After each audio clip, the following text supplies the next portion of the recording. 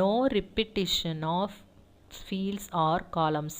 அந்த columns data வந்து repeat ஆகக்கூடாது. அதுதான் வந்து ஃபர்ஸ்ட் நார்மல் ஃபார்மோட ஒரு கண்டிஷன். அந்த மாதிரி ரிப்பீட் ஆகாமல் இருந்துச்சு அப்படின்னா அது ஃபர்ஸ்ட் நார்மல் ஃபார்மில் இருக்குது அப்படின்ட்டு மீனிங். ஓகேவா? ஸோ ஃபர்ஸ்ட் என்ன பண்ணணும் அப்படின்னா செப்பரேட் பண்ணிடணும். என்னென்ன ஃபீல்ட்ஸ் வந்து ரிப்பீட் ஆகிருக்கோ அதை தனியாக செப்பரேட் பண்ணிவிட்டு, செகண்ட் பாயிண்ட் வந்து primary key of new database may be a composite key. So அந்த நியூ டேட்டாபேஸோட primary key வந்து composite keyயாகவும் இருக்கலாம் அப்படின்னு சொல்லியிருக்காங்க. ஸோ நம்ம இப்போ வந்து டேபிள் வச்சு இதை பார்க்கலாம். ரிப்பீட்டேஷன் அவாய்ட் பண்ணணும், அது மட்டும் ஞாபகம் வச்சுக்கோங்க. ஃபர்ஸ்ட் நார்மல் ஃபார்ம் அப்படின்னா இதுக்கு முன்னாடியே நம்ம காலேஜஸில் வந்து படிச்சிட்டோம் இந்த டாபிக் தான். பட் ஒரு வாட்டியும் நம்ம படித்தாலும் நெக்ஸ்ட் டைமும் அது புதுசாக பண்ணுற மாதிரியே இருக்கும் தான் நார்மலைசேஷன். ஸோ அதை அவாய்ட் பண்ணுறதுக்காக இந்த டைம் படிக்கும்போதே எதுக்கு எது அப்படிங்கிறத நல்ல ஞாபகம் வச்சுக்கோங்க, கன்ஃபியூஸ் பண்ணாமல்.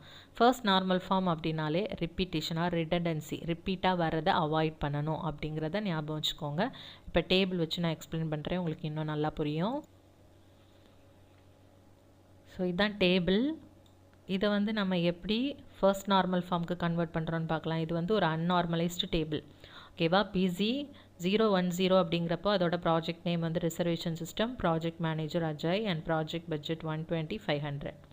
அதே மாதிரி பிசி 011 அப்படின்னா ஹெச்ஆர் சிஸ்டம் தான் project name, project manager Charu, project budget வந்து 500. ஸோ இதே தான் ரிப்பீட் ஆகிட்டே இருக்குது. ஏன் இதை நம்ம ஒரு தனி டேபிளாக போடக்கூடாது? தனி டேபிளாக தான் போடணும். ஃபர்ஸ்ட் நார்மல் ஃபார்ம் படி இப்படி ரிப்பீட் ஆகிறத நம்ம ஜஸ்ட்டு பிசி 010ங்கிறத மட்டும் நம்ம இந்த இடத்துல யூஸ் பண்ணிட்டோம் அப்படின்னா, எம்ப்ளாயி நம்பர் பக்கத்தில் யூஸ் பண்ணிட்டோம் அப்படின்னா அது இந்த டேபிளில் போயிட்டு ரெஃபர் பண்ணிக்கும். அது மாதிரி நம்ம ஒரு டேபிளாக அதை ஸ்ப்ளிட் பண்ணிடணும், தனி டேபிளாக டீகம்போஸ் பண்ணிடணும். ஸோ டிவைட் பண்ணுறது தான் டீகம்போஸ் அப்படின்னு சொல்கிறோம். இந்த ஹோல் டேபிளையும் நம்ம 2 டேபிளாக டிவைட் பண்ண போகிறோம், டீகம்போஸ் பண்ண போகிறோம்.